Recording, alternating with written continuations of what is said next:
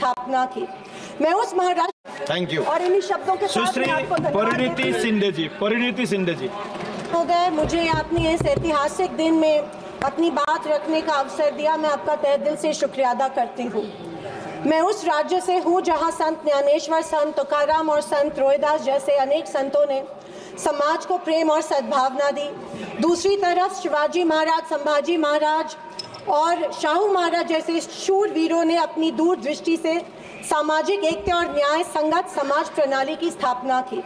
मैं उस महाराष्ट्र की पुत्री हूँ जहाँ महिलाओं के अधिकार सुनिश्चित करने हेतु अनेक आंदोलन द्वारा महात्मा ज्योतिबा फुले, क्रांति ज्योति सावित्रीबाई फुले जैसे समाज सुधारकों ने समाज को एक नई दिशा दी। मैं उस महाराष्ट्र की बेटी हूँ जहाँ के महान सुपुत्र डॉक्टर बाबा साहेब अम्बेडकर जी ने इस देश को संविधान के रूप में एक सशक्त और न्याय संगत लोकतांत्रिक मूलाधार प्रदान किया। पर आज उसी महाराष्ट्र में बीजेपी के सरकार के शपथ विधि के बिल्कुल 5 दिन बाद उसी संविधान की प्रत की विटंबना की जाती है। मैं इस बात का निषेध करती हूँ। परभणी जिले में संविधान के प्रत की विटंबना की गई। संविधान के हीरक महोत्सव के उपलक्ष्य में जब मेरे विचार रखने का मौका मुझे मिला तो मैं ये जरूर कहूंगी कि संविधान सिर्फ एक किताब या नियमों की एक संगति सूची नहीं है, बल्कि मेरी जान है संविधान, मेरी पहचान है संविधान और इस देश की आत्मा है संविधान।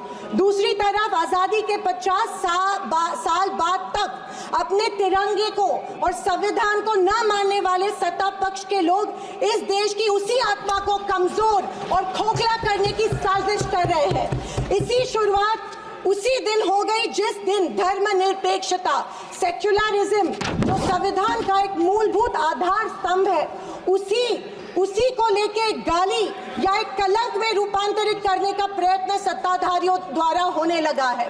सेक्युलरिज्म को आज भी इस भारत देश की पहचान है, उसे सत्ताधारी पक्ष एक कमजोरी कर रहे हैं या एक बीमारी साबित करने की होड़ में लग गए हैं। संविधान की किसी भी चर्चा या बहस को ये लोग सिर्फ इमरजेंसी पर ले जाते हैं, पर ये भूल जाते हैं कि स्वर्गीय इंदिरा गांधी जी, हमारी पहली महिला पंतप्रधान इंदिरा गांधी जी ने उस वक्त के हालातों के मद्देनजर वो संवैधानिक कदम उठाए थे और उस दौरान हुए गलतियों की माफी भी देश के जनता से मांगी थी। और इतना ही नहीं, उनके विरोधियों ने गठित की गई कमेटी ने उन पर लगे सारे इल्जामों से उन्हें बारी कर दिया था। मैं आज इस सदन में पूछना चाहती हूँ मोदी सरकार से, सॉरी 400 पार का नारा फेल होने के बाद एनडीए सरकार से पूछना चाहती हूँ, आप मणिपुर पर देश की जनता से माफी कब मांगोगे? आप किसान आंदोलन में शहीद हुए 700 से अधिक किसानों के परिवारों की माफी कब मांगोगे? नोटबंदी के चलते हजारों लोगों के परिवार और छोटे कारोबार बंद हुए, उसके लिए माफी कब मांगोगे? हाथरस के लिए, उन्नाव के लिए आप माफी कब मांगोगे?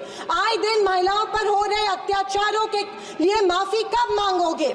जो बदलापुर में मासूम बच्चों के ऊपर मोलेस्टेशन हुआ, उसके लिए आप कब माफी मांगोगे? जेल में बैठकर अपराधी मर्डर प्लॉट्स गुजरात में सरकार उनको संरक्षण दे रही है, उसके लिए आप कब माफी मांगोगे? खैर, ये इनकी हिस्ट्री रही है या इनके डीएनए में है कि माफी सिर्फ खुद को बचाने के लिए अथॉरिटी में बैठे लोगों से मांगते हैं, आम जनता से ये माफी नहीं मांगते हैं। सत्ताधारी पक्ष के संविधान पर दिए गए भाषण सुनकर हंसी आ रही थी और अचरज भी हो रहा था, क्योंकि जो लोग इस देश में संविधान स्थापित होने के बाद हर पल संविधान को कोसते रहते हैं और हमेशा इस संविधान के विरोधी रहे हैं, उन्हीं को आज संविधान के गुणगान करते देख मन में प्रसन्नता हो रही है और संविधान के प्रति मेरी निष्ठा द्विगुणित हो रही है, क्योंकि ये एहसास हो रहा था कितने ही झूठ के पहाड़ बना लो, सच के आगे आखिर झुकना ही पड़ता है। आरएसएस ने तिरंगा को माना नहीं था। उन्होंने कहा था कि 3 अंक अशुभ होता है, तो क्या ब्रह्मा विष्णु महेश अशुभ है? जो हम 3 रेखाएं माथे पे लिखते हैं वो अशुभ है? क्या त्रिशूल अशुभ है? ये मैं इन्हें पूछना चाहती हूँ। वर्ष 1993 में आरएसएस ने अपने श्वेत पत्र में संविधान को कचरे का ढेर करार दिया था। क्या ये तिरंगे के खिलाफ नहीं है? तत्कालीन आरएसएस प्रमुख ने उस टाइम संविधान को बदलने की मांग की थी। धन्यवाद। Please conclude. आरएसएस महिलाओं को हमेशा पुरुषों से कमजोर समझती है। आरएसएस हमेशा महिलाओं को पुरुषों से कमजोर समझती है। ये अफसोस होता है कि प्रधानमंत्री जी उनके ट्विटर हैंडल फॉलो करते हैं जो महिलाओं को गंदी गंदी गालियां देते हैं।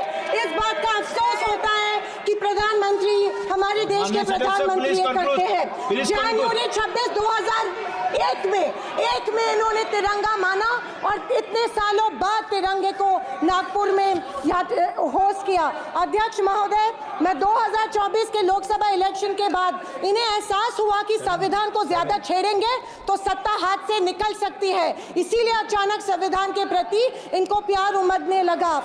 अध्यक्ष महोदय, विशेष रूप से राजनाथ सिंह जी ने, मैं उनका सम्मान करती हूँ, बयान में जाने अनजाने आजादी के बाद से लेकर 2014 तक सारी कांग्रेस सरकारों को ऐसे सर्टिफिकेट दे दिया जिसे कोई झुठला नहीं सकता। उनके मुताबिक संविधान की बदौलत एक गरीब का बच्चा प्रधानमंत्री बना, लेकिन उसकी नींव सर 2 मिनट सर प्लीज। मैं आखिर में यही कहना चाहती हूँ, मैं भारत का, मैं कुछ पंक्तियां कहना चाहती हूँ। मैं भारत का संविधान हूँ, लाल किले से। अध्यक्ष महोदय